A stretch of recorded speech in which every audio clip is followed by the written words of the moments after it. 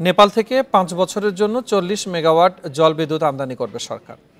প্রতি ইউনিটের দাম পড়বে 8 টাকা 17 পয়সা। বুধবার ক্রয় সংক্রান্ত মন্ত্রিসভা কমিটির বৈঠকে এই প্রস্তাব অনুমোদন হয়।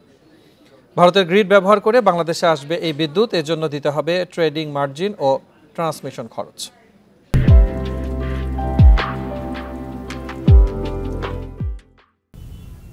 নেপালের জলবিদ্যুৎ ভারতীয় সঞ্চালন লাইন হয়ে কুষ্টিয়ার ভেড়ামেরা উপকেন্দ্র দিয়ে আমদানি করবে সরকার।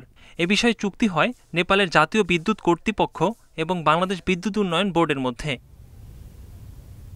বিদ্যুতের প্রতি ইউনিটের দাম পড়বে 8 টাকা 17 পয়সা। 5 বছরে আমদানি ব্যয় হবে 650 কোটি টাকা।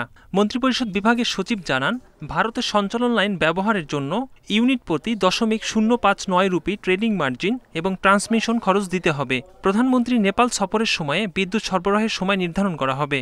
বিদ্যুৎটা নেপালের আসবে, ভারত হয়ে বাংলাদেশে আসবে বলে তাদের ট্রান্সমিশন লাইনও ব্যবহার করতে হবে ভারতের বলে 3 পক্ষের মধ্যে চুক্তি হয়েছে। দাম যেটা নেগোসিয়েটেড প্রাইস 8 টাকা 17 পয়সা। জ্বালানি বিশেষজ্ঞরা বলছেন, বাইরে থেকে এ দামে বিদ্যুৎ কেনা মোটেও লাভজনক নয়। সরকারকে আরও সাশ্রয়ী উৎস খোঁজার তাগিদ তাদের।